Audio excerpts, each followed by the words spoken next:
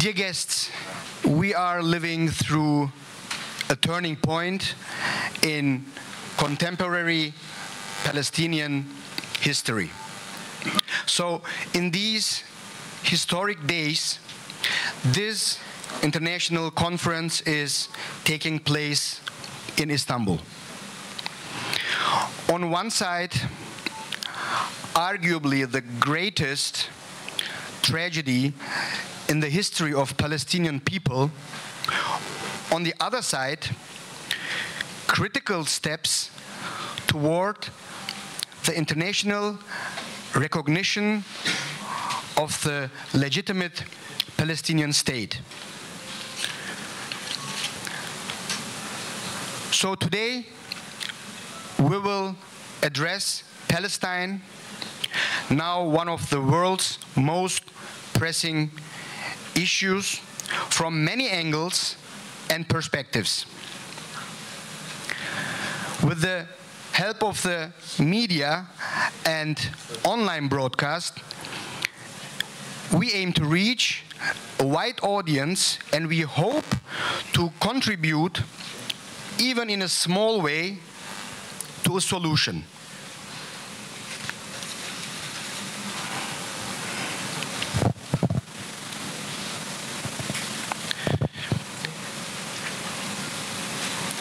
Before I give the floor to the co-organizers, let's watch our video that highlights the meaning of this conference. You are stealing my house. And if I don't steal it, someone else is going to steal it. No one is allowed to steal it, ya ammi. 7 Ekim'den bu yana 62 binden fazla Filistinli İsrail saldırılarında yaşamını yitirdi. En az 146 bin kişi yaralandı. Bu ölümlerin büyük çoğunluğu, en az %80'i siviller, kadınlar ve çocuklar. Birleşmiş Milletler UNICEF verilerine göre 18 binden fazla çocuk bu savaşta hayatını kaybetti. We've estimated at this point that about 18,000 children in Gaza have already died. Gazze'lileri açlığa ve kötü yaşam koşullarına mahkum etmekte İsrail'in bir diğer yıkıcı politikası oldu. BM destekli IPC raporuna göre Gazze'de resmen kıtlık yaşanıyor. Gazze Sağlık Bakanlığı'na göre açlık ve yetersiz beslenme nedeniyle hayatını kaybedenlerin sayısı 26 Ağustos 2025 itibarıyla 303, bunların 117'si çocuk olarak kayıtlara geçti. And what we saw were thousands of people running towards us, and they were hungry, they're starving. And all of a sudden, the Israeli tanks, Israeli guns, Israeli weapons from all kinds started firing on the crowd. Toplam resme bakıldığında Gazze şeridi boyunca 640 binden fazla insan felaket düzeyinde gıda yetersizliğiyle yüz yüze. And a large proportion of a population of Gaza is starving. I don't know what you would call it other than mass starvation. And it's man-made, and that's very clear. And this is because of blockade. אנחנו מטילים מצור מוחלט על העיר עזה. אין חשמל, אין מזון, אין מים, אין דלק. הכל סגור. אנחנו נלחמים בחיות אדם ואנחנו נוהגים בהתאם. يعني احنا شعب غزة الضامن زي يوم الدين. واقول للجيش الاسرائيلي ما تقدر على شعب غزة. Dünyanın gözü önünde yaşanan bu trajedi aynı zamanda Filistin devletinin ayak sesleri.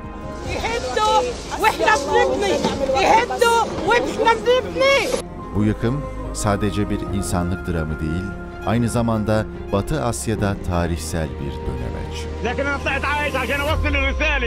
للعدو ولأمريكا ولأوروبا ولكل دول العالم بأن الشعب الفلسطيني لن يقهر وسينتصر عاجلا أم آجلا.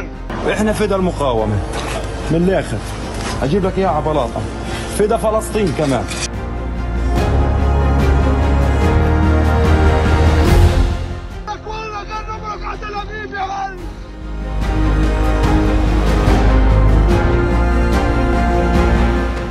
147 Birleşmiş Milletler üyesi ülke, Filistin'i egemen bir devlet olarak tanımış durumda.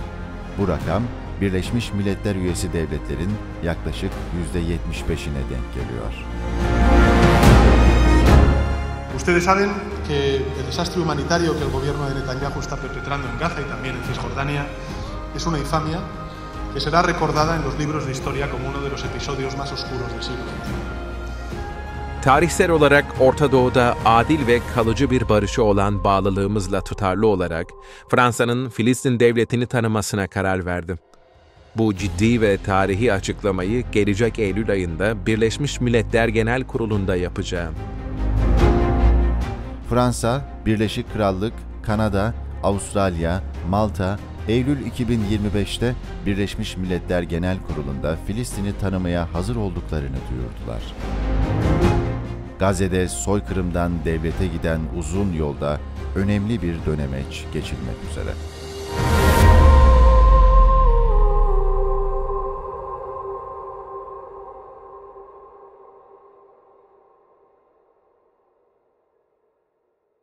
So now the co-organizers will address you. First of all, Mr. Sadık Abu Amer, the head of Palestinian Dialogue Group.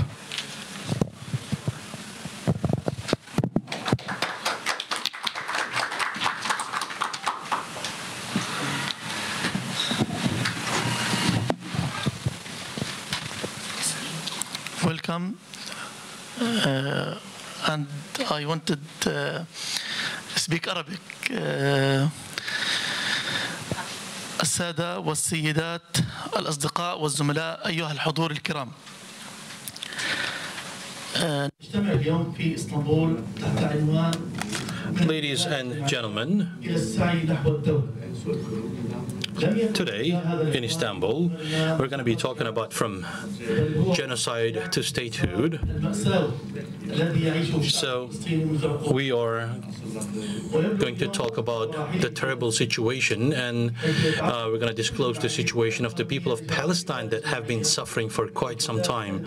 In Gaza, the whole international law is being disregarded, and through different policies, the settlements in West Bank and Gaza are creating massacres, and Palestine, the presence of Palestine is being wiped out, and Zionism is basically being installed.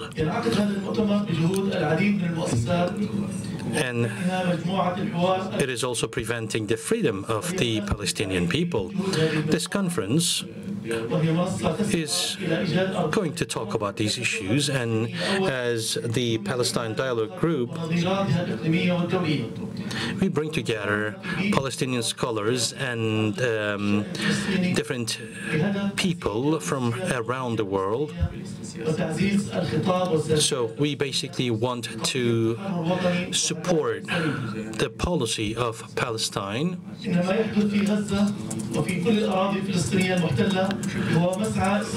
This is how we serve.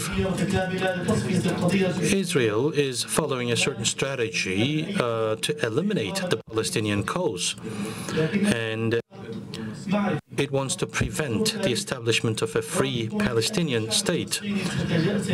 So when we look at it from the historical perspective, the people of Palestine have suffered a lot, and inshallah they're going to overcome that. And all the conscious people in the world, they have recognized that, and the international society, by the way, turned their back on Palestinians, but it did not really prevent Palestinian people from speaking up their cause. They have no doubt sacrificed a lot, and they are basically aiming to establish their own state. الكبرى لكنها أظهرت أيضا طاقات للتضامن الشعبي العالمي غير مسبوقة. Of course, we want to mobilize the international mechanisms, and we want to receive the support of the international community. We want to use this international energy as a means of political pressure.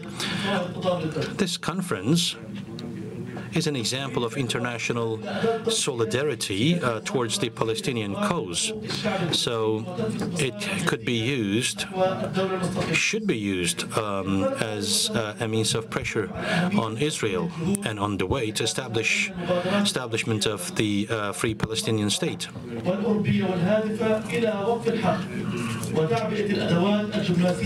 We want to bring together all the efforts by the Arabs and the others in the region, and we are aiming to protect the civilians. So we want to start an active process, and as mentioned in the international agreements, we want to return the rights of the people of Palestine to its owners. We are going through a historical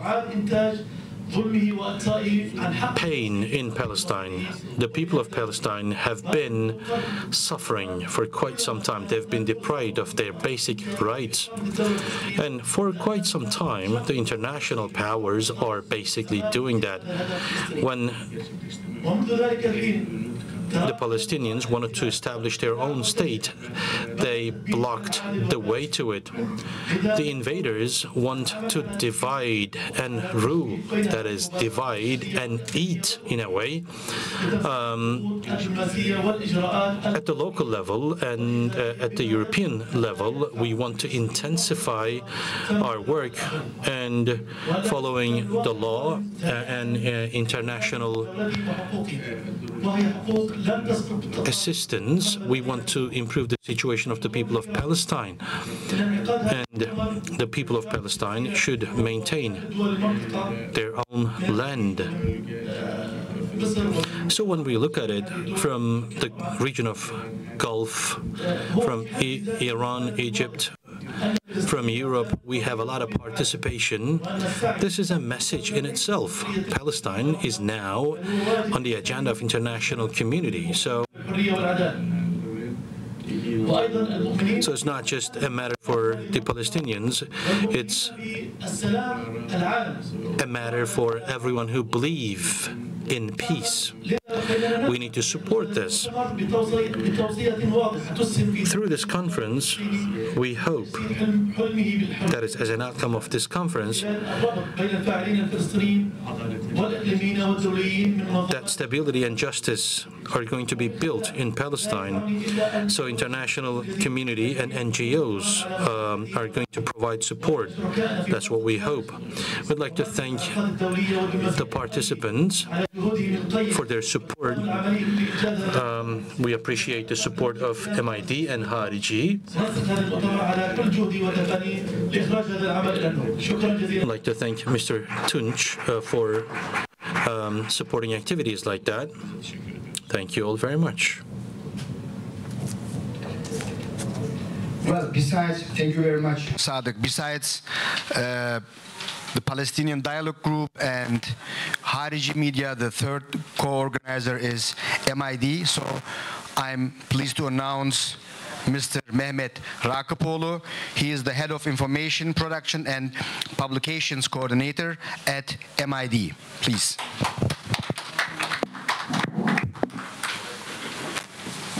Mikrofonun sesi biraz çok geliyormuş içeriye. Biraz uzak durun. Evet, şu mikrofonun sesi içeride çok yankılanıyormuş da bunu teknikteki arkadaşlara. So there is a bit of an echo, they say. I'm going to be speaking Turkish. Tunç spoke English, Sadık spoke Arabic, and I will speak Turkish. I'd like to thank each and every one of you. You came from different parts of the world. You spare time to be together in an organization like that. It's an honor for me. The issue that we're going to talk about, I mean, we're not going to discuss genocide. It is genocide, and it's been recognized and reported by a lot of international institutions. institutions as genocide, starting from Amnesty International and Human Rights Watch.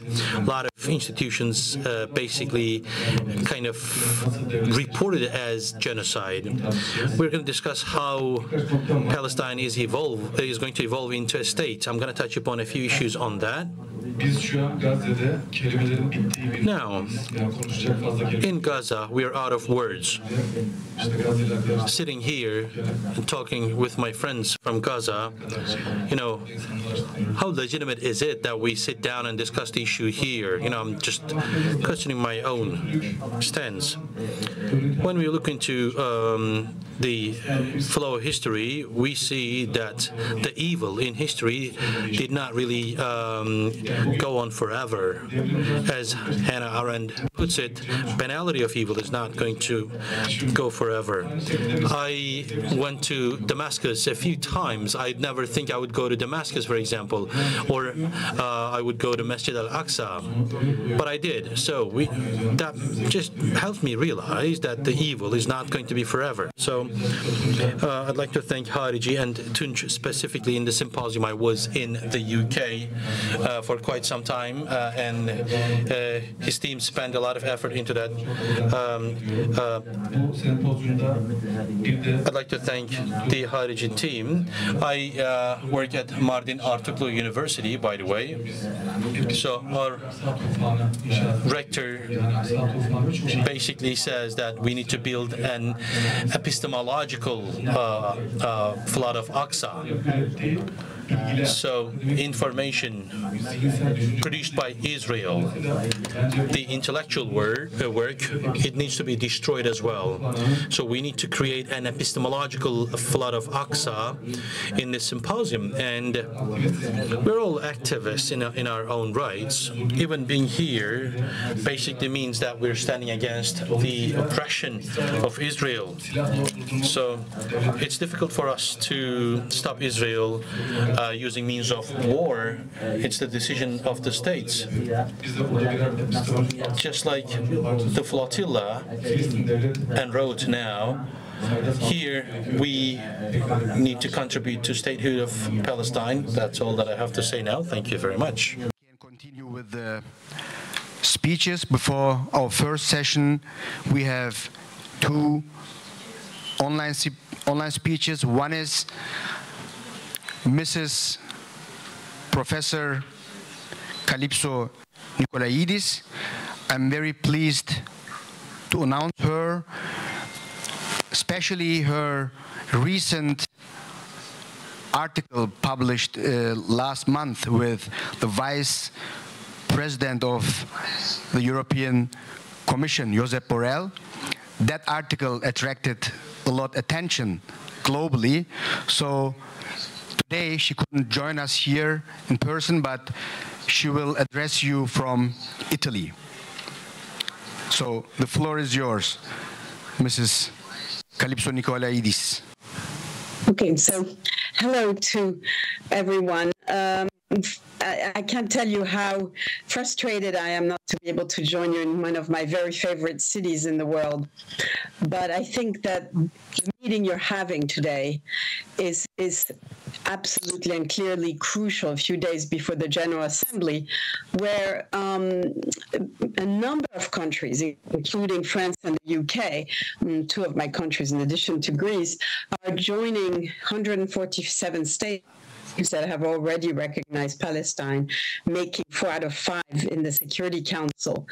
This will make a difference, and we are going to discuss how and why and how to amplify this difference. And of course, as was just mentioned, I speak here in part from this piece, which I wrote with my friend Josep Borrell, entitled "Europe Must Get Off the Sidelines in the Middle East and Needs a More Assertive Plan for the Israeli-Palestinian Conflict." So Josep Borrell, my co-author here, sends his regard. As you can imagine, this matters to him immensely, as it does to me, except that he, for 5 years, was in charge of Europe's policy in the EU, or at least formally in charge. And as he often recounts and recounted as we worked together, immensely frustrated being a creature of member states. He is a researcher at European Council on Foreign Relations from Copenhagen. Professor Hussam Al-Dajani, Gaza Umme University. Halil Shahin from Ramallah, the Palestinian Center for Policy Research and Strategic Studies. And Samer El-Zapen, Palestinian researcher and journalist from Copenhagen. The floor is yours. نجتمع اليوم بينما يتعرض الشعب الفلسطيني لحرب إبادة إسرائيلية. So we are gathered together, but at this very same time, the people of Gaza are going through a genocide. This is non-human, but it is an understatement to say that Israel is committing this crime in West Bank as well. Settlements are expanding in this part of Palestine, and the people of Palestine have lost everything. They have lost their homes and jobs, and they are in a situation that they can't do anything.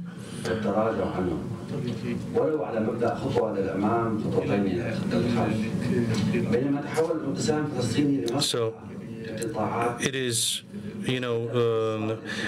one step forward, two steps backward now, and we are going through problems at every field, in every area. So they destroyed the organization of the Palestinian people and, the future of Gaza. We all know that Gaza has been pushed behind and it has lost its representative capacity for Palestine. And everything is being done locally, but unfortunately, we have a bloodshed there.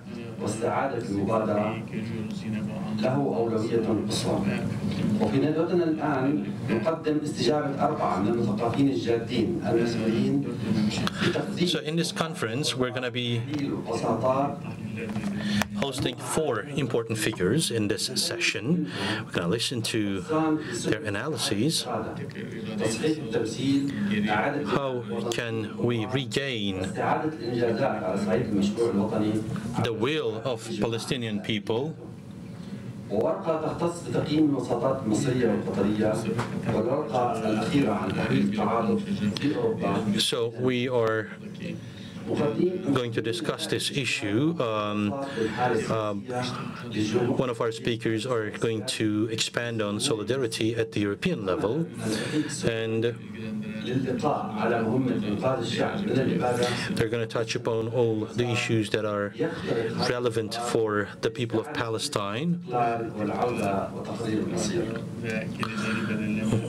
We're going to be talking about how to protect the Palestinian people from the ongoing genocide, of course. Mr. Halil Shahin is going to be joining in from Masarat Research Organization in Syria, Jordan, and Cyprus. He has conducted a lot of research. He's going to touch upon the ongoing war and the representation of the institutions, and of course the priorities and the construction period.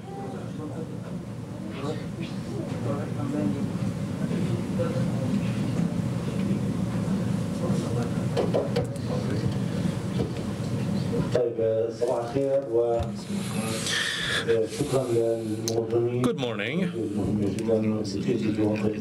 I'd like to start with thanking everyone who put this organization together.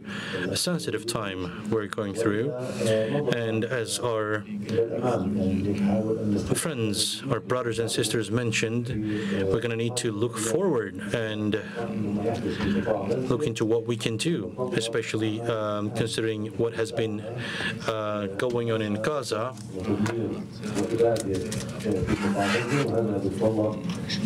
So what we see in Gaza is bloodshed, and we need to move fast. We don't have the luxury of waiting further. And on that issue,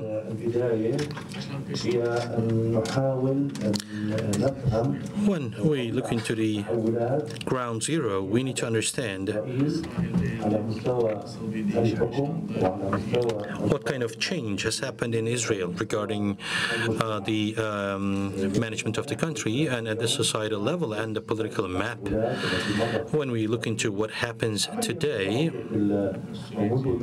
this process that Israel is going through is being reflected on the Gaza issue.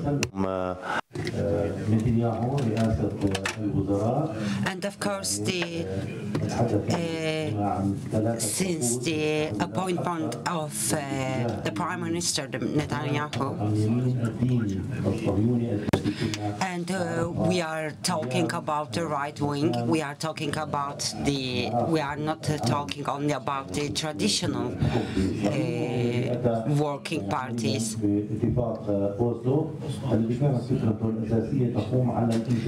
And also we are talking about Oslo agreement.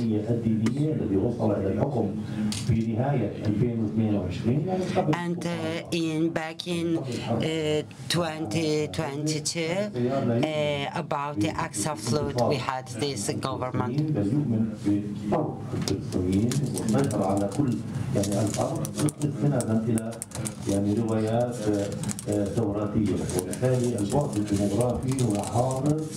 And the expulsion of the Palestinians from there, and the war, the conflict, we can see this conflict in Gaza, and there is a genocide in there. We can see that genocide, and they are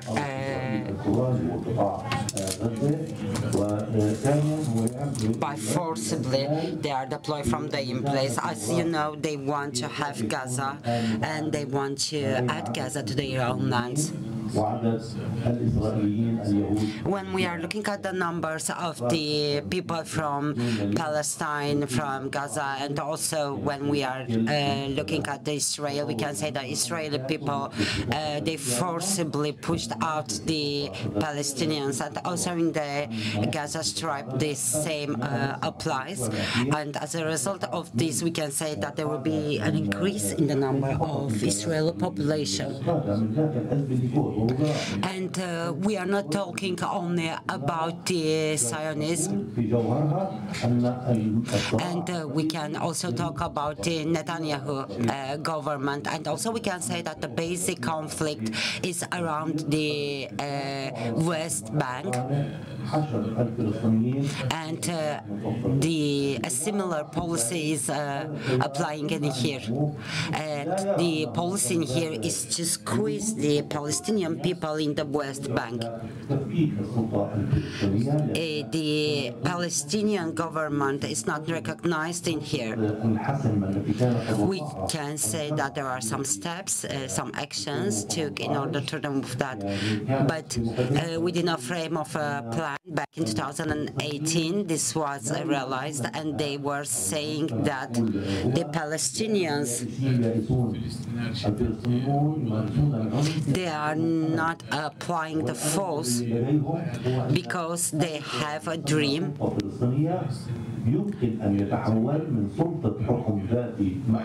and this dream is that the Palestinian government should be transformed in an official state, and they were claiming that the Palestinians have a national ideology.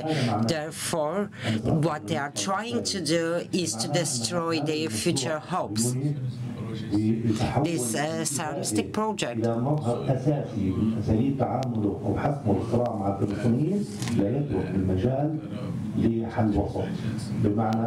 And when we are looking at this conflict with the Palestinians, we can say that the Israeli people, they are not looking forward for any ways of making peace with that. And we can say that they are acting as there is no way of mutual dialogues between the two countries. The Palestinian people are still hoping and dreaming that the Israeli military forces will refrain, but unfortunately, this is not happening. Unfortunately, currently, we are not seeing this to come true. When we are looking at this equation, officially talking and generally speaking, we can see how the occupants is still continuing, but there are a lot of costs. Maybe if the international governments will sustain and support Palestine, and maybe if the Israeli peoples are going to refrain from West Bank, if they are going to stay here, they will have to pay very heavy cost. But the Palestinians need to understand that in order to reach to a dialogue environment, we have to put together a lot of efforts, and the authorities, the balance of the authorities being in military or national authority needs to change. The Israel and Palestinian economical and social balance of power needs to be created. We see a multinational solidarity, and therefore the international platforms, everybody is with Palestine. There is also a thought of conference for this. And the Palestinian unity will be created only with this balance of powers, and there should be representatives and solidarity representing and calling out for the overall voice of the Palestine.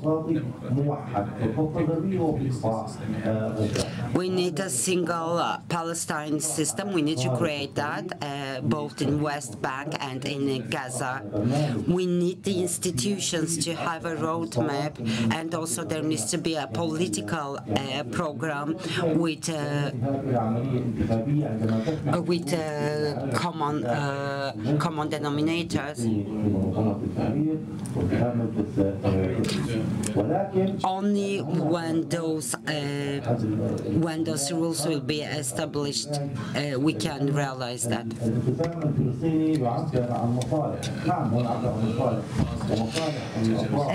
People were talking about the uneven distribution in Palestine, and we know that this uneven distribution served to some of the powers. We all know that some of the powers, they are also making use of this uneven distribution. There are people who want this to be destroyed, to be breakout, both from West Bank and from Gaza. Therefore, the Palestinians, they need to end this breaking, this uneven distribution.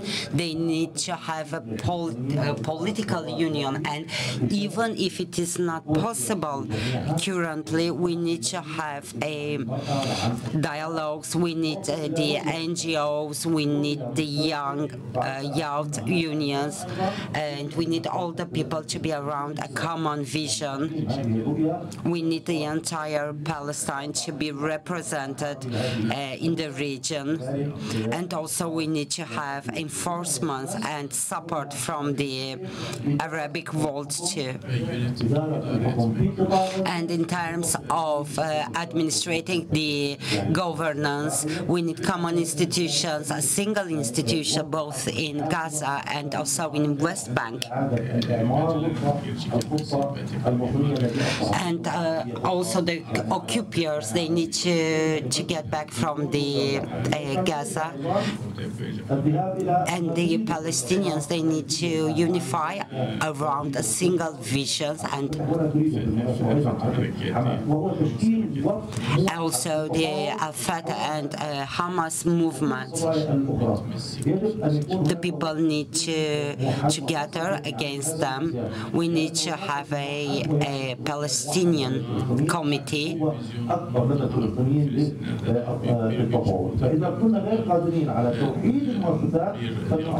And also we need to create a dialogue environment. If we are not able to do that, we need to create a common vision, because this is the single thing in which we can do that. I think that we'll be able to do that. We'll be able to reach to all the institutions and to act all together. وهذا يتطلب العمل مع الأطراف العربية كل الدول العربية وخاصة. We need to cooperate with all the Arabic countries. We need to be in solidarity and unity with them. And also, we need to take very important actions. And also the Arabic people, they need to implement deterrent policies against Israeli.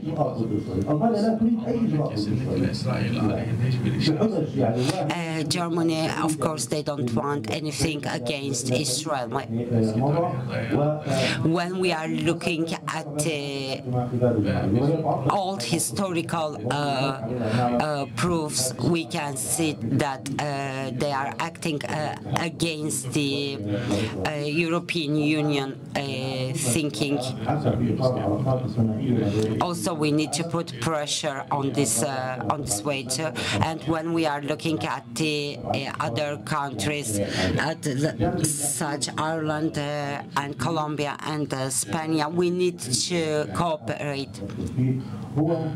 And also they need to end their cooperations with others. And lastly, when we are looking at the diplomatic ongoing, we can say that it is very important.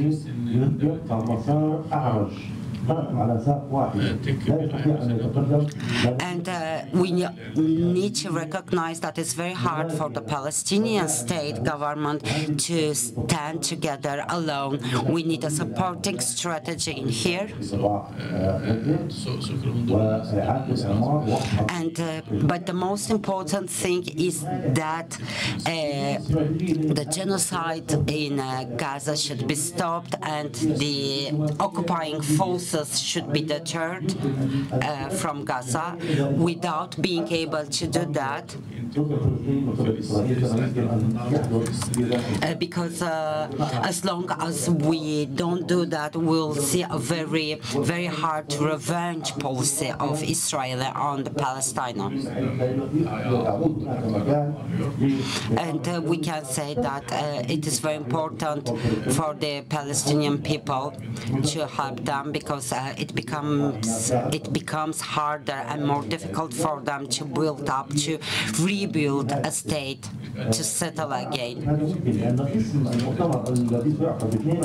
And there should be a policy in order to defy the occupiers. The bilateral agreements between the countries and the dialogues that should be conducted with all the countries, I think they have a very important role. Also, the international solidarity is very important. The international court of actions, international high court, they need to intervene.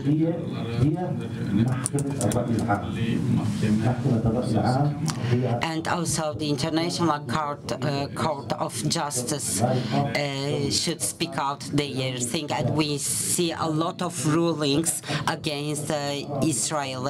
So basically everybody knows that. We are seeing their ships going to Gaza from 50 countries, and they are standing against Israel. This is very important because we can witness some changes in some of the countries. We can see a bottom to top change. We need the support of the public, we need the support of the NGOs and the support of the European states, and I think having all of this support will create a pressure against Israeli forces, and I think that all of those together will lead to some implementations and sections, of course.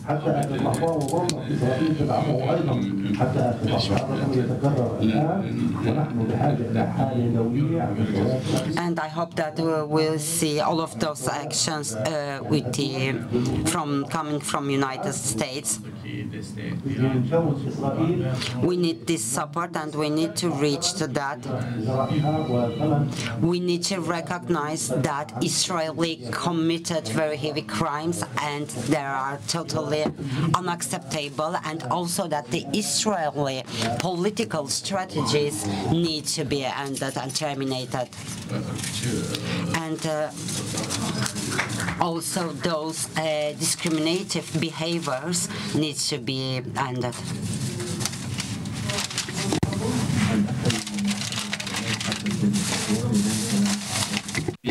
Unfortunately, we weren't able to hear our colleague in here because he's not using a microphone. The causes of actions that can be took against Israel, and also the strategies to be followed.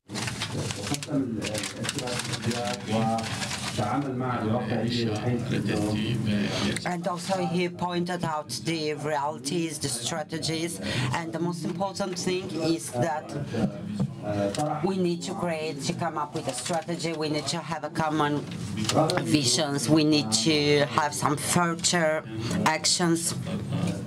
Also, he tried to point out the current conditions and the things that can be done. And now,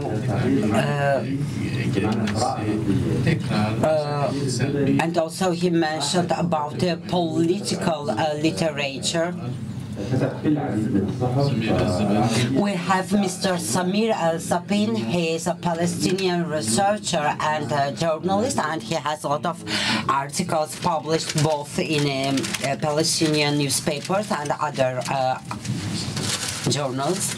Distinguished Samir Al-Sapin, we are together with you. Thank you.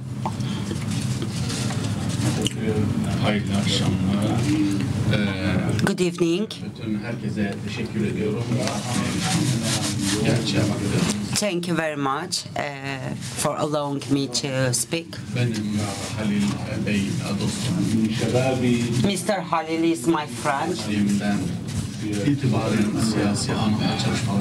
And he knows me, he knows that I was working in political area, and I have a lot of articles published in this area. I'm always working on the Palestinian topics. This is a very difficult process, and the terminology doesn't make sense any longer. When we are trying to assess the current conjuncture, we can see how some of the meanings have been lost. There is a responsibility, a common responsibility to call out upon the things that are happening in Palestine, but we are facing very dangerous times, and those dangers, those threats, they are still in there. However, they can shift their course in time. But I can say, I'm so sorry, by the way, there were some people, but they didn't want to come, they didn't want to talk. We are talking about self-defense, we are talking about genocide. And we are seeing what Israel is doing. And I think that is totally irresponsible to do not want to talk about these topics.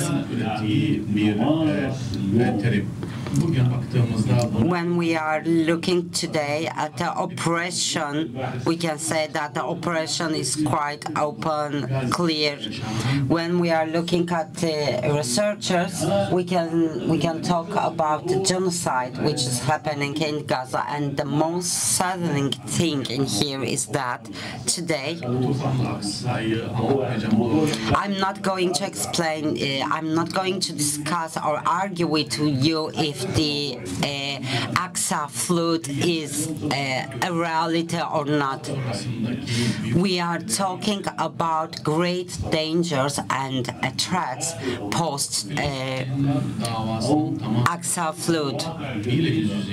We are confronting an overall cancellation of Palestine claims, and we are facing the same changes that we witnessed in the history after 1948. The Palestine lands are totally broken. Today,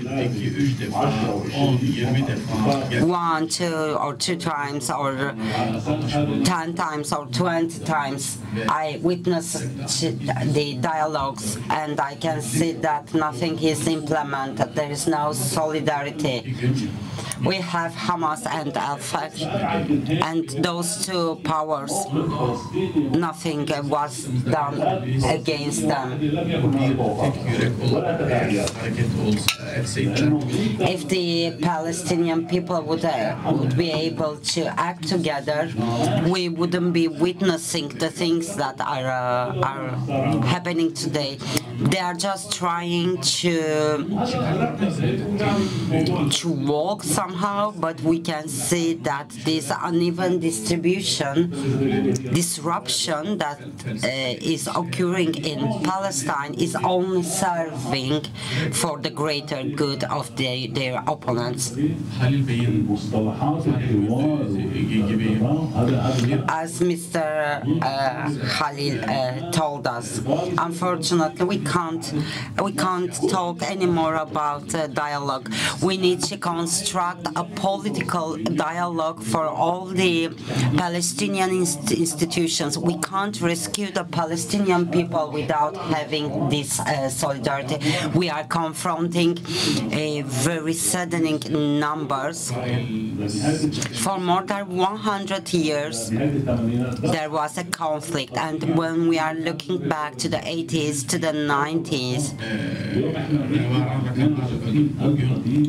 more than 100,000 people were killed. Today we are talking about a genocide of more than 60,000 people. And according to me, we need a political claim, a political and human claim coming from Palestine. When we need to understand that the human life is very precious, and we need to reconstruct the political call-out. Maybe this is a hope, an empty hope, a dream today, but everybody's under threat today. Hamas is under threat. Therefore, we need to construct a new political call-out. Everybody is shooting everybody today. Today we are talking post-Oslo process, but we are not living in those days. We have no administration in Gaza. We are talking about a very difficult and heartbreaking Palestinian process. We need to construct a new, different political conduct. We need active representation. And I think that this will be a very important new process.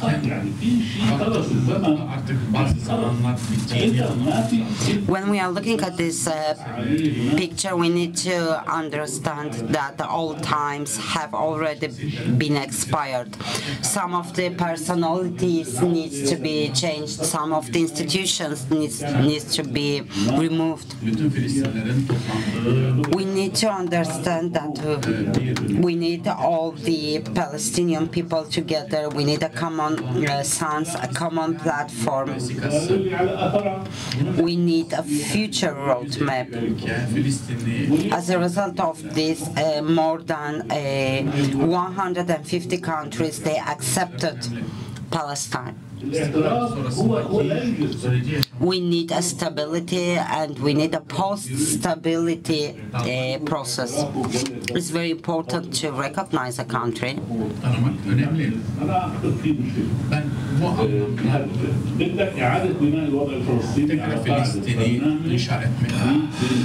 We need to reconstruct Palestine. We need a program.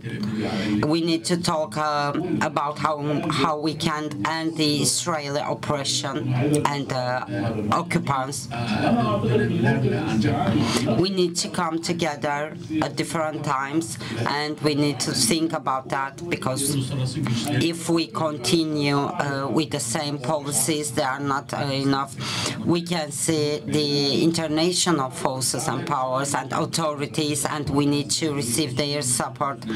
And I believe that Gaza will maintain its central focus point, and psychologically and socially talking, we need to reconstruct Gaza. We are talking about a full destruction of a civilization, of a society. And also we can see how different things are occurring in the West Bank.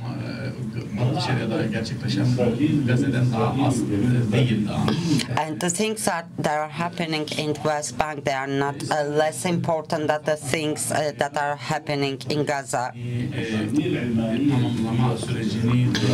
We need to complete the projects that are happening in there. When we are looking at 1948 and when we are looking at the future times, today we have this belief that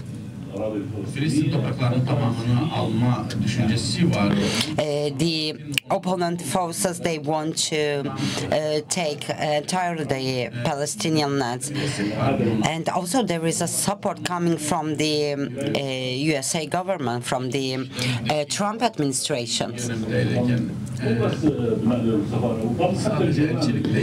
And when we are looking in the past, we can say that they took the embassies. Today we are facing very tough, very difficult conditions sometimes, and we need to determine the future of Palestine. And this is not only a dream. We need to work with different arguments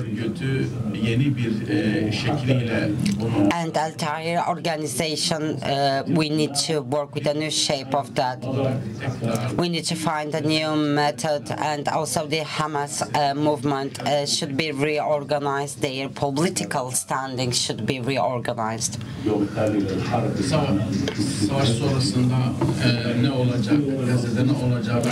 The things that are going to happen in Gaza, the post-war Gaza time, is very important. And I'm not talking only about Gaza, I'm talking about the changes that happened in there. I'm talking about the post-war times. I'm talking about the aftermath of the war, the things that need to be done in the region. And I think that we need to discuss about those things. We need to find answers. This is a huge responsibility, and of course dialogues are very important, but we don't need to have those dialogues in a fragmented way. We need to have a rescuing policy, and we need to witness the future experiences all together. I was obeying the time, I think. Thank you. Thank you to Mr. Samir.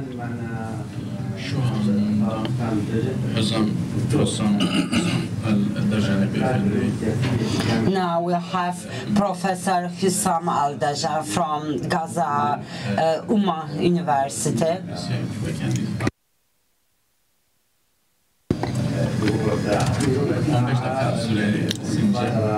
Professor Hussam, we have 15 minutes.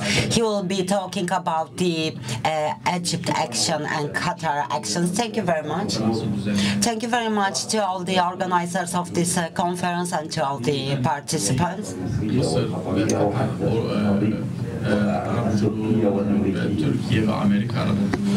I want to add about the Egypt and Qatar intermediary policies in there, who are the mediators of those mutual dialogues. And I want to point out that this is a very sensitive topic. And I want to talk about what are the things that can be done in the future. What is Qatar's standing? What are the bases and the common grounds that can be created in here?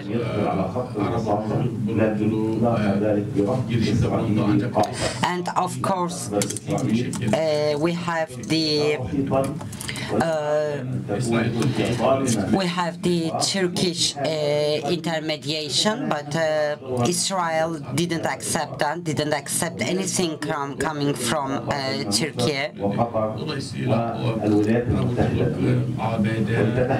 Therefore, when we are looking at the intermediation actions, we can talk about USA and Egypt. And when we are looking at Washington,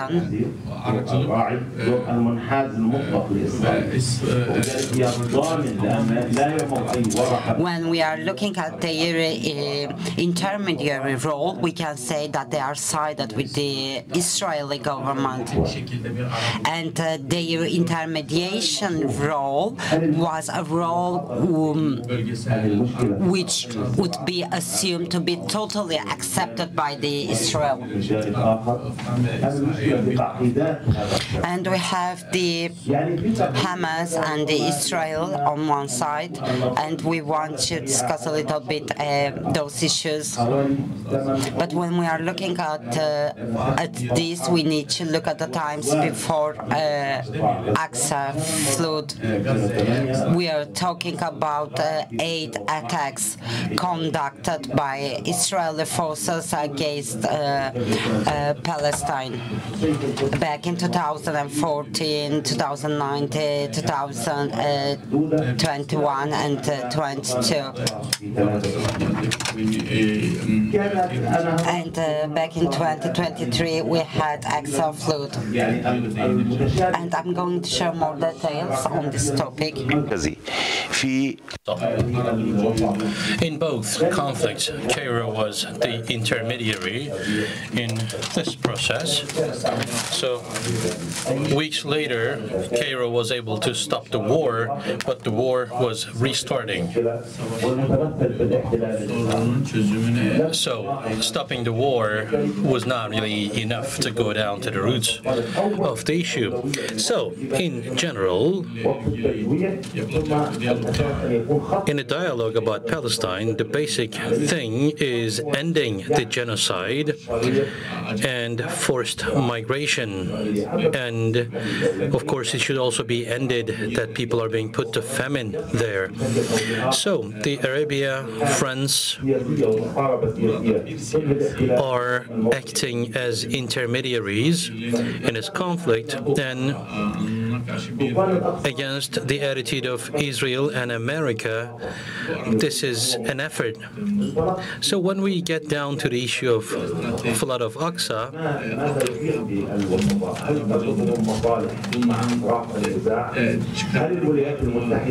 we need to look into the interests of the intermediaries as well, because there are conflicting parties and there are intermediaries in these conflicts.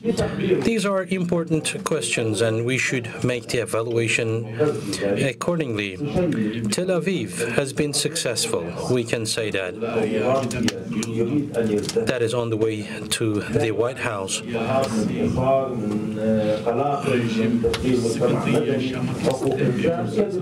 Any political regime, if they don't want to sustain damage on the issue of the human rights, they should basically be concerned about Israel.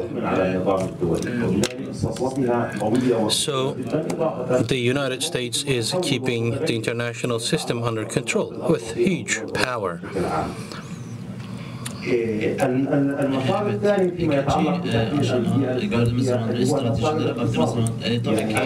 In a second stage, when we look into strategies, the economic process is important. Egypt has great economic relations with Gaza. Of course, it has the concerns about the national security as well. So,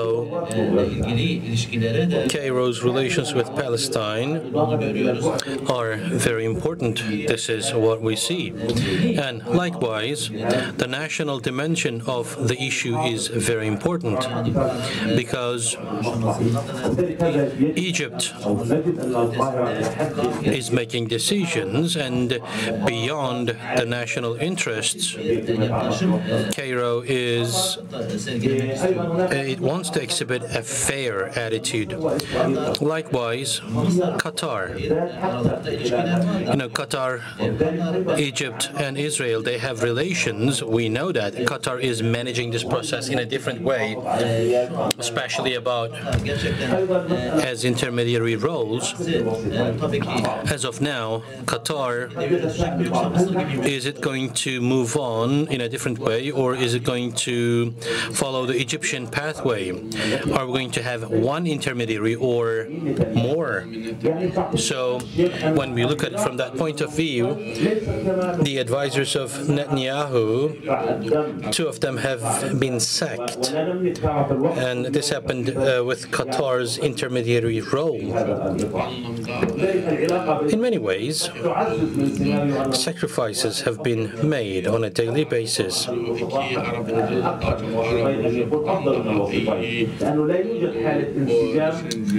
So there's the approach that one single intermediary is better than multiplicity of it. So Qatar levies more power here.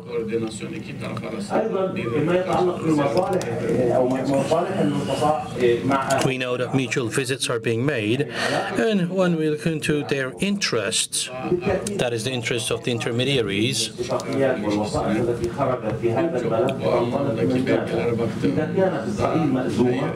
so when we look into the issue from that point,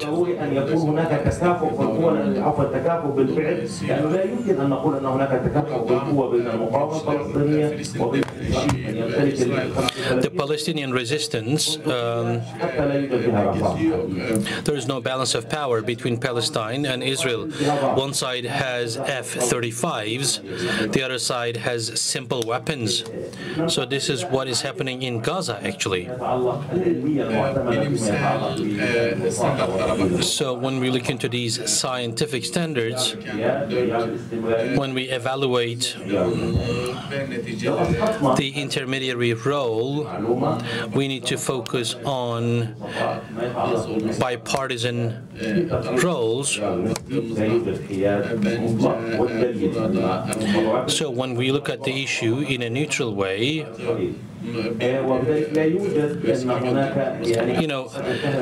the Egyptian intelligence sent a document, Hamas accepted, Israel didn't, and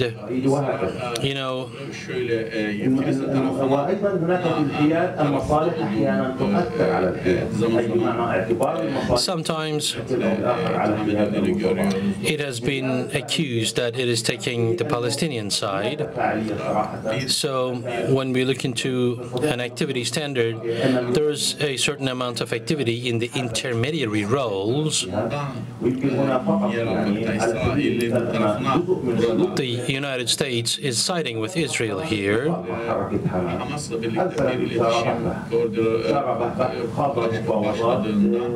So when a communication starts,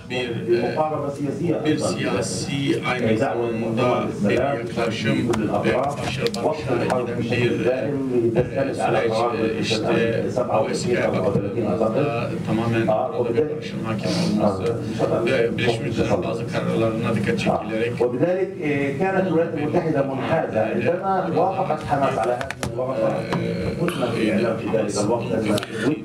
So the United States is taking sides here. When Hamas accepted this,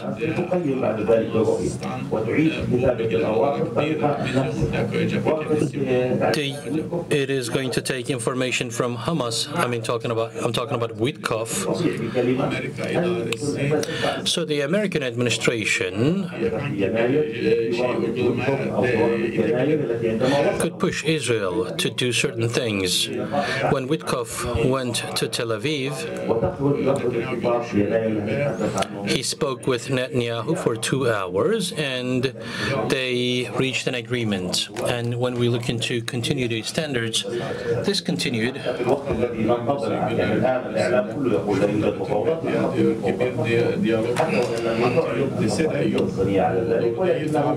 So there is a dialogue line.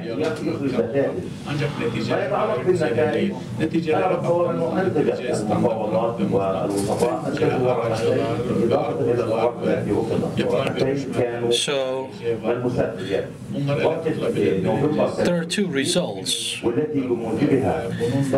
of them took place in 2023 November, and 105 prisoners of war has been released, and the Israel released 240, was going to release 240 prisoners, but Israel did not move on with that. So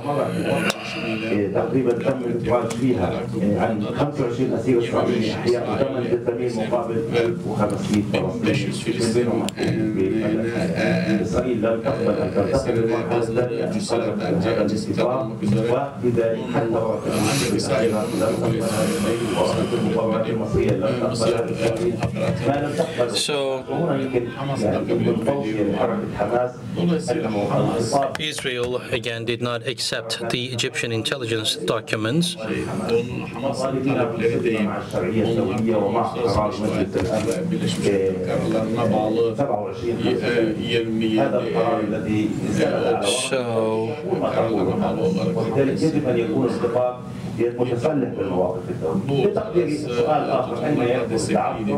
Hamas's attitude was being supported internationally, by the way.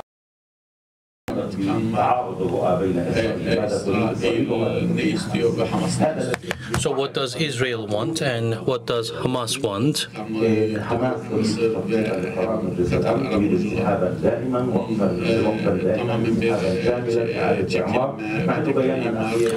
So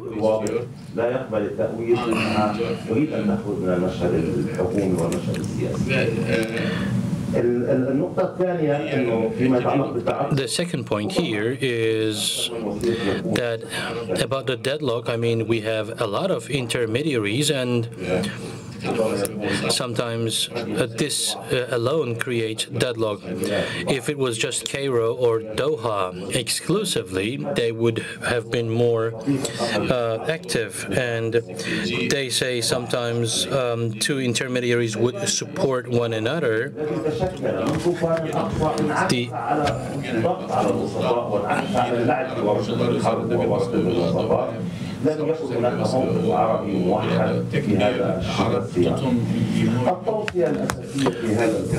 So there was no singular Arab attitude here, and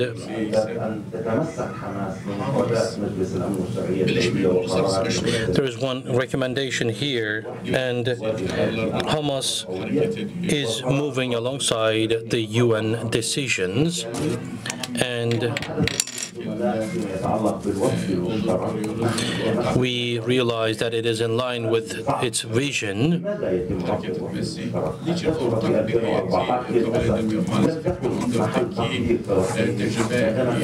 The experience in 2014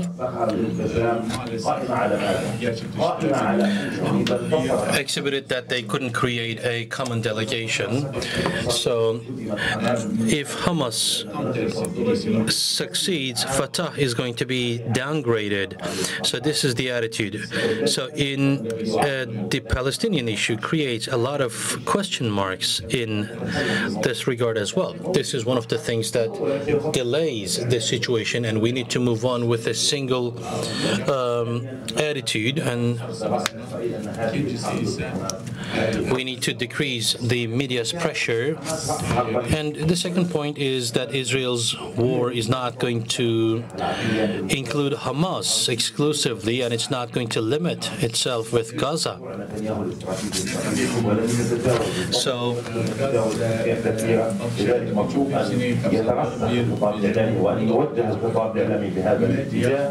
Netanyahu's vision is going to include not only Gaza but West Bank as well. So a popular movement is very important in Israel, and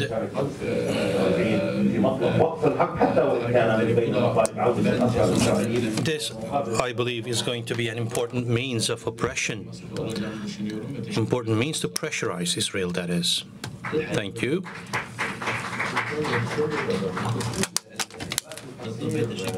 Thank you, Doctor.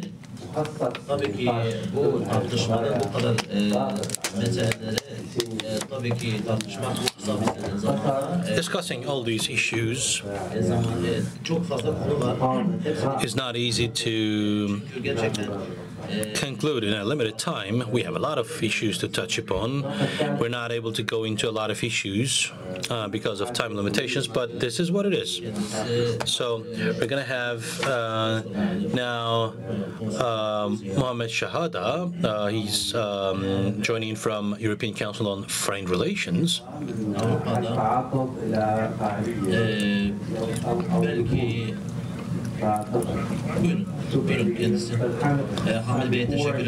Thank you very much, Mr. Hamil. I'm going to speak in English. So,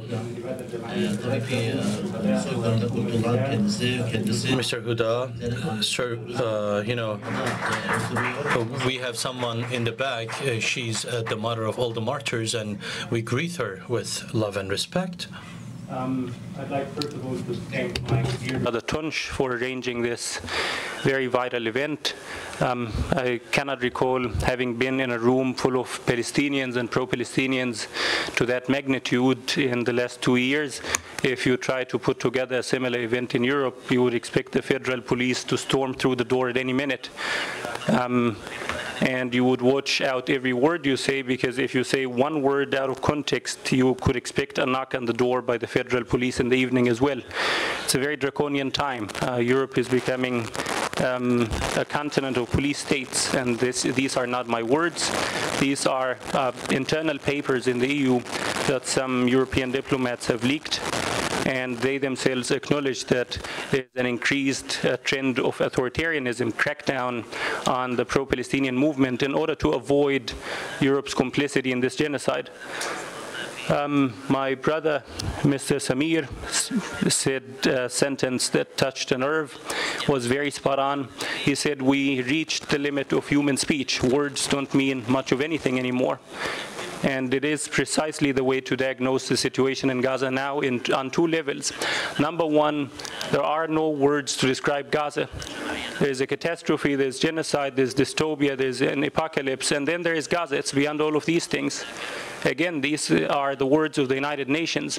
They come out with periodic reports about what's happening on the ground based on field visits or observations, and they started by describing Gaza as a graveyard for children, or a disaster zone, or an apocalypse.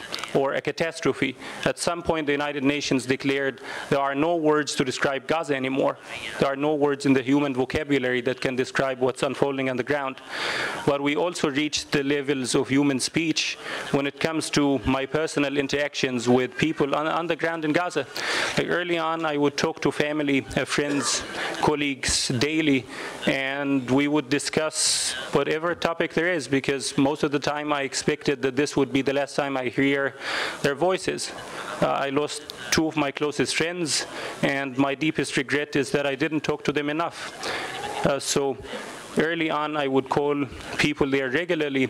We would discuss despair, hope, fear, anxiety, panic, and even wishes of death. When the situation becomes too grim that your first instinct is to say, I wish if I was dead, rather than living through this.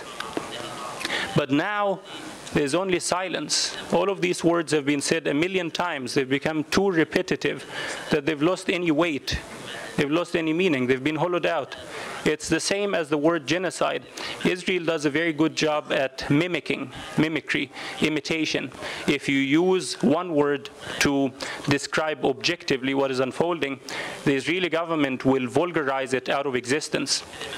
So you use genocide to describe Gaza, you would be flooded by Israeli officials saying Hamas's attack on October 7th is genocide, the PLO is genocidal, Hamas is genocidal, Arabs are genocidal. They would use genocide over and over and over again until it doesn't mean anything anymore. It's deliberate. It's not coincidental.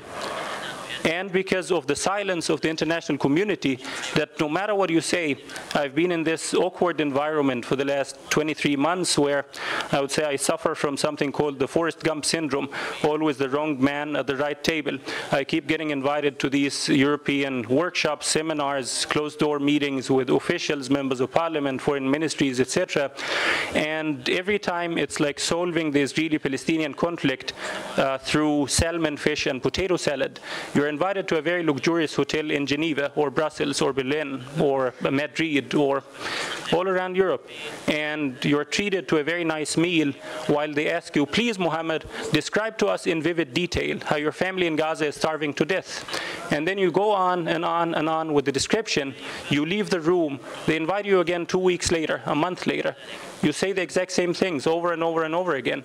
Nothing changes. And that's the holiness of the words. Basically, the average person in Gaza survived about 5 wars, 15 military operations, which is more precisely described as high-tech killing sprees, and about 2 full-scale ground invasions, 2008 and 2014. That's the average life of the person in Gaza. That's how we measure our age. I personally survived 3 wars, 10 military operations, and 2 ground invasions. And yet none of it, if you combine all of these together, none of it would come close to even describing 1% of what's unfolding right now. Previous Israeli atrocities and assaults on Gaza were aimed at 3 goals. As stated by Bezalel Smotrich, the Israeli finance minister, in his 2017 manifesto. He said, we will give Palestinians 3 options: live here as second-class citizens, or fight back and get killed, or leave.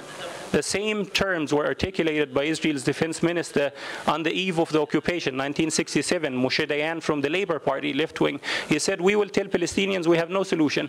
Whoever wants to live here shall live like dogs, otherwise they should leave. And we will see where this process leads us. Maybe in 5 years, 200,000 Palestinians would leave. It's the same terms. And that's why you had basically Israel realizing after 67 they couldn't do another Nakba. They couldn't expel everyone out. But they understood the immediate alternative: make life there as miserable as possible with periodic massacres, atrocities, terror attacks, etc., so that people would have no option but to leave. But Palestinians were not leaving at a fast enough pace. So during the 2 decades of siege on Gaza, about 250,000 Gazans left. It is a major number, but it's not significant for Israel to depopulate the entire area. So now, previous wars were called mowing the lawn, decapitate as many heads as it takes to suppress, to brutalize Palestinians into silence. This time around, it's about mass expulsion. There's no other way of getting around it. That's the core of Israel's Gaza invasion at the moment. Gaza City is the largest remaining urban space, and aerial bombardment is never enough to annihilate a city. You basically need to go in underground with bulldozers and machineries to destroy every standing building. And that's why they're invading Gaza City, coupled with the other solution. So Israel now, they established a concentration camp in Rafah, in an area called Al-Shoka, on the borders with Egypt, in east southern Rafah. If you look at the map, so this is Gaza City right here. Israel established this concentration camp right here on Egypt's borders. And it's run by a drug dealer called Yasser Abu Shabab, with a gang of criminals on the run from authorities. And Israel's final stage of the genocide is mass expulsion of everyone in Gaza into that concentration camp and then into Egypt and beyond. There are two questions that Palestinians would ask each other wherever we talk. Number one, how many family members did you lose? The answer used to be early on in the genocide. It was in the 30, 50, 40, something around that. By now, it's in the hundreds. Last time I checked my father's side alone from the family, it was 106, and that was in January. I got a shock by just checking the number. I didn't even dare to read it. The second question is your home still standing?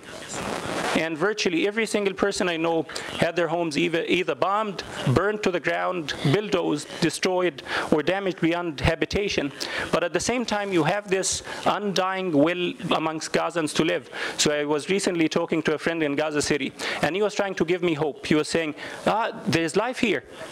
A falafel shop just opened around the corner. There's a bakery around the other corner. Don't worry, we're getting water, we're getting some food. And then I asked, okay, open the camera, show me around. And then he just simply opened his camera and showed me where he's staying. And he's literally staying in a building that was bombed from the top. Half of it is already collapsed. The other half is about to collapse as well. There's no staircase. There's no one living in the building itself, in the tower. So he's living in the ground floor. He basically put some plastic wrapping between two pillars of the tower, and he's staying there. And you're literally seeing, as he walked on the street, you're seeing the entire area annihilated. It's an area of high-rise buildings, every single one of them bombed. But you're seeing people burrowing in the rubble and trying to make it as habitable as possible. And there's an undying will to resist as well. There is an insurgency in Gaza that Israel failed to extinguish, no matter how much brutality and violence they used. Take a look at Jabalia, Beit Hanun, Beit Lahia. Israel placed it under siege for over 100 days. No food, no water, no electricity. Regular massacres every day, drones, bombardment incessantly. And yet people refuse to leave. And resistance was still active there until today. The IDF is getting ambushed in these areas. Now moving on to Europe very succinctly. So as I said, I've been in dozens of meetings with European officials. I would categorize them into 4 categories. Number one is people who don't want to know, people that are ignorant, they don't want to know, or simply they don't care, to maintain plausible deniability. So at some point I was at the German Foreign Ministry and I was talking to someone and he said something like, I believe the only reason why Israel maintains an occupation is security. And I said, well, I know 700,000 Israeli settlers who would disagree with you. And he didn't understand what I was talking about. He enjoyed the ignorance, the bliss of it. I was recently at a meeting at the European Commission with an advisor to an EU commissioner. And I mentioned the name Yasser Abu Shabab. Didn't ring a bell. I mentioned UN reports. They had no idea about it. A European leader that I met last year, he said he compiled UN reports and tried to give it to his colleagues, heads of states, prime ministers, etc. And he said the majority of them refused to even take the UN reports. They said the UN is biased. It's not a trusted source on Israel. They wanted to remain ignorant. They wanted that blissful ignorance. And the second kind of people are people who know what is happening. They know it intimately, but they don't dare talk about it. The biggest betrayal of Gaza is not satanic evil, but it's a mix of cowardice, careerism, cynicism, cupidity, self-interest, racism. So for example, I was once in Geneva, and the woman that was seated next to me was a senior official in the Swiss Foreign Ministry. And she literally tells me this. She looks me in the eye and says, our talking points are being drafted in Tel Aviv. They come out of Tel Aviv, not from us. The Israelis hand us and say, you as the Swiss Foreign Ministry, you need to say 1, 2, 3, 4. And I was very upset about it, and I protested. And I said, we have our own diplomatic service to articulate our talking points. So why do we need to get it from Israel? And then she followed it up with another sentence. She said, I was told if you speak and protest and object to it publicly, you will never have a job. Not just the foreign ministry, but not even at a grocery store. And I heard that sentence over and over again in mainstream media, from journalists in CNN, New York Times, The Guardian, like whatever you name it. All of them are saying, if I speak up, I'll never have a job. I'll lose my job. One of them recently was talking to me, a journalist from a major American newspaper, and he had tears in his eyes because his own wife and daughter cannot stand the sight of him. His own wife and daughter are shaming him every single day. They're saying, you're a coward. You're completely complicit. You're not showing up to the demonstrations. And then he said, but if I speak up, if I go to one protest for Gaza, I will lose my job immediately. And then with those people, I once went to meet a top European leader last year. Before the meeting, I spent weeks preparing. I called colleagues in Gaza, in the West Bank, outside, in Europe, in the US, all over. I wanted to impress the guy. I thought in my head, in the back of my mind, that if I managed to leave a good impression on this guy today, things might change. And then I walked into the room, I sat down, and then he started talking. His first sentence was, we are completely irrelevant, we are completely useless. And then he circled his personal tablet around the table, and he showed satellite imagery that the EU has been collecting of Gaza, neighborhood by neighborhood, street by street, and nothing was standing. I literally kept zooming on and on and on to recognize anything. I couldn't recognize anything. And that was 12 months ago, or even 14 months ago. It was in July last year. But as soon as the meeting was finished, like in the meeting, he said, Europe is completely complicit. We are very kind people. We give Israel the bombs in the evening, but we give you bandages and food in the morning, so that if Israel kills you, you wouldn't die on an empty stomach, and if you survive, you can plaster your wounds. He was very honest. But as soon as the meeting was over, that's the end of it. You would never hear him saying it publicly. Until they leave office, of course. And the third kind of people that I met are people who are, like to say it, put it mildly, they're just psychopathically evil. People who know exactly what's happening, but they take the extra mile of making Israel's case.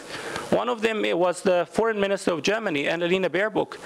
She went to visit Israel, I think in October or November 2023. And before she went there, I was in correspondence with one of her immediate advisors, one of the officials of the ministry. And I told him, look, she leads a feminist-led foreign policy. She leads a human rights-led foreign policy. Here's your talking point. Women in Gaza in their 20s are having their uteruses removed, the uterus removed to stop post-birth bleeding, and without anesthesia. It doesn't get more atrocious than this. And then I trusted that he would convey the point. After her visit, she writes this on Twitter, literally. She goes on Twitter and she writes, I genuinely believe Israel deeply cares about the civilian population in Gaza. This is what distinguishes the humanity of the Israelis from the monster terrorists they are fighting against. Psychopathy.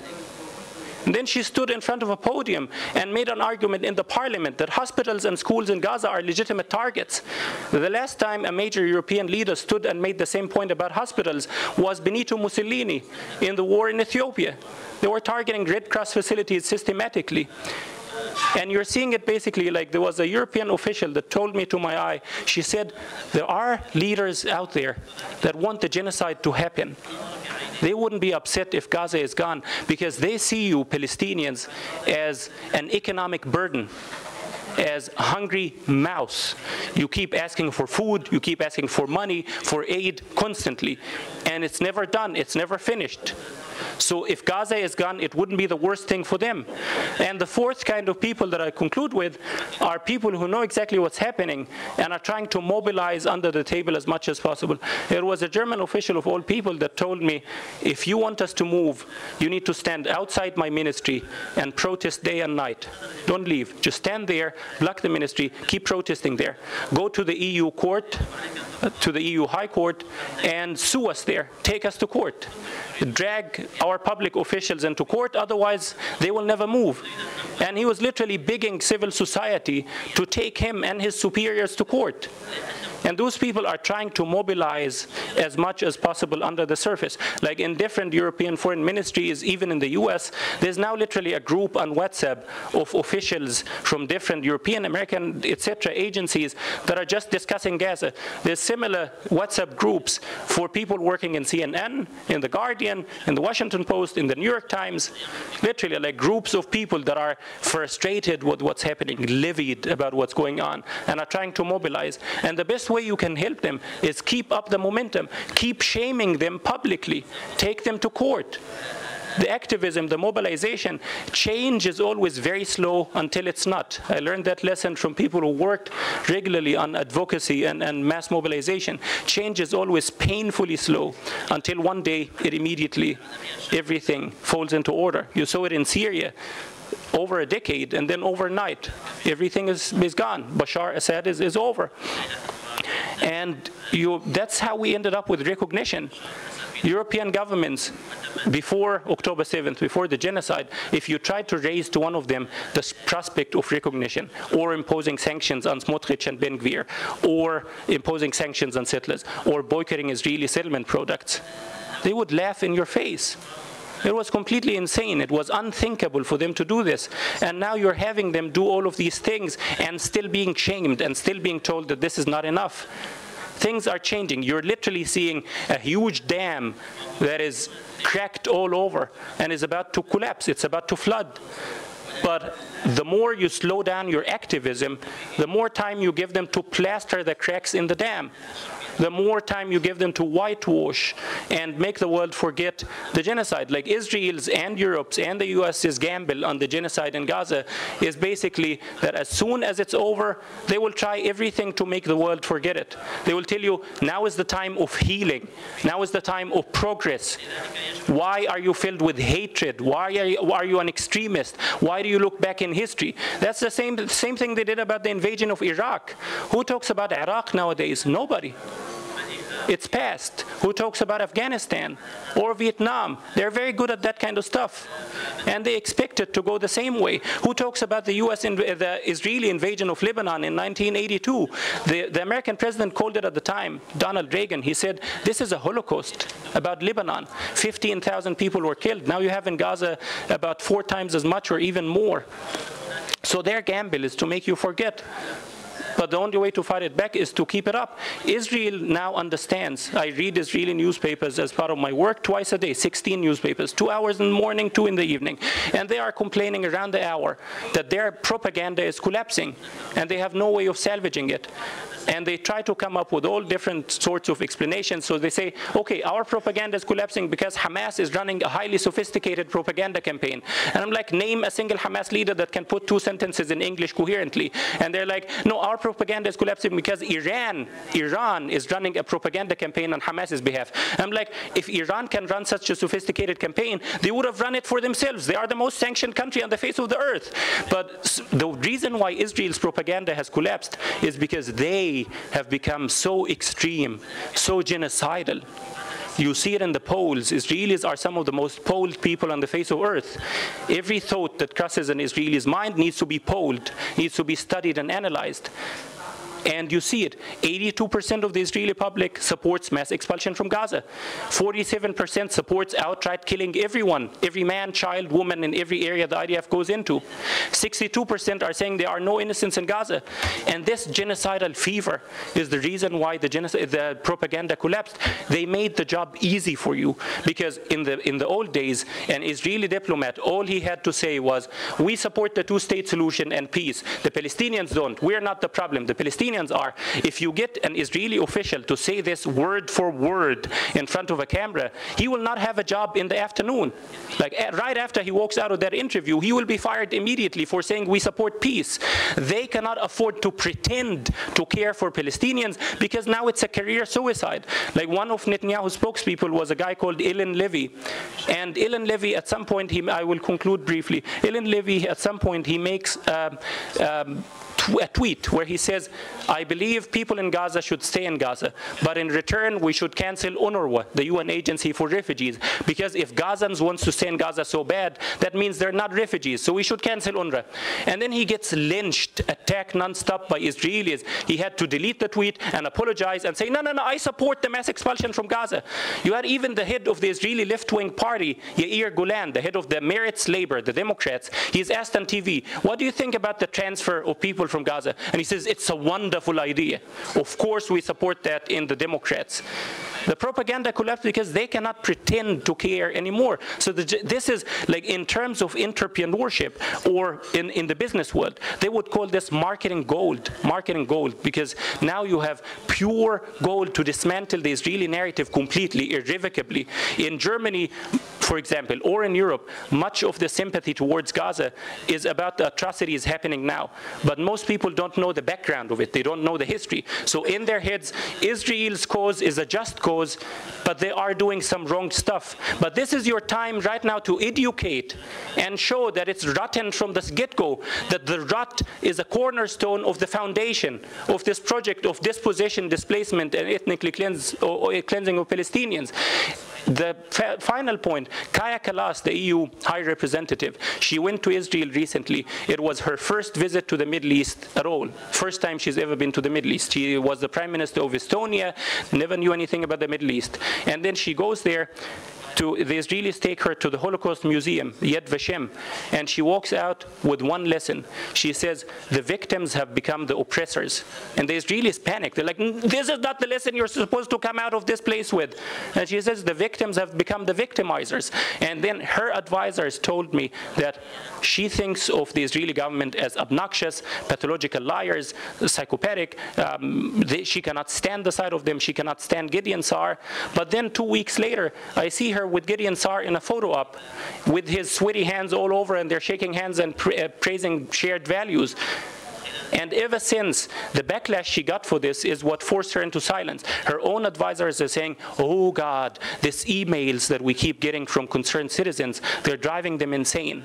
They are setting the mood. The Israelis are very good at this. Every time a newspaper publishes one article that is critical of Israel, they would get 10,000 angry emails from Israelis or pro-Israelis saying, nah, you're going too far, you're biased. We need to do the same thing. And this is your time to show that the strongest marketing campaign against Israel right now is lying, pathological liars. Just point out the lies they've told systematically. You dismantle everything else. Thank you. Thank you. I will ask for 2 minutes of your time. Of course, everybody's speaking around. We are talking in here. There are a lot of details. Of course, we have very restricted time, very limited time, and it's not possible for us to go down with all the details. We have a lot of intellectuals. We have a lot of very valuable colleagues among us. We are not competing in here. We are trying to impress, and we can't talk about a disruption. We need to talk about this solidarity. We need to find common solutions, common grounds.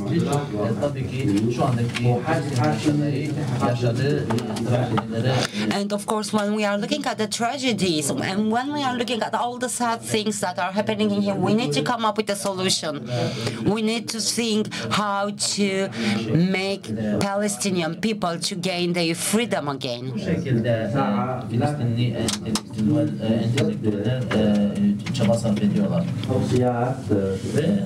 And also, as Mr. Khalil advised to us, of course, we are open to discussions, but we need to conduct our discussions in a more effective way.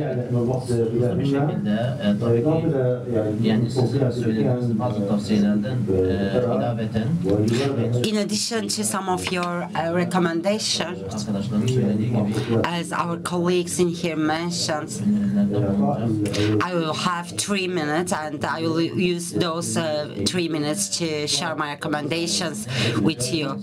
We need to pay more importance to the Palestinian issues. We need to speak out. We need to speak our voice against Israel. We need to take some actions in order to prevent the oppression of the Israeli forces. We need to have all the Palestinian people, women including, the young people including, we need to have all the Palestinian political constructions under the same roof. This is the salvation of Palestine, only by having all of its society members together. They need to be integrated, they need to have a common and a single vision.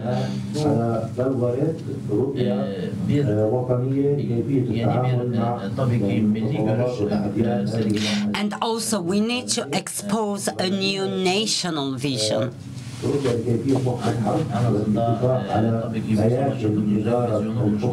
We need to have to stand out with an anti-war vision. What are the things that need to be done in Gaza? What are the new actions? What are the new delegations that we can create in order to finish, to terminate this war? I am reiterating myself, we need to act under a single roof, under a single umbrella. And on the other hand, we have the temporary administration and governance issue. We need also to handle that. We need to recognize the current transformation and changes. And we need to recognize and to understand how we can manage the Gaza under Palestinian governance. And also we need to take lessons for the things that happened back in 1948. We need to gather the people that are still living outside. And of course we have different countries. There are a lot of countries and they want to recognize the Palestine government. We need to contact them. We need to take some actions and to work with these actions, and also we need to take the necessary action in order to make sure that there are sanctions against Israeli. We need to cooperate and stand together, and especially in the European region, we need to encourage people to take anti-Israeli policies. Thank you very much to all of our speakers and to the organizers. Thank you. We are ending this session, right? Thank you.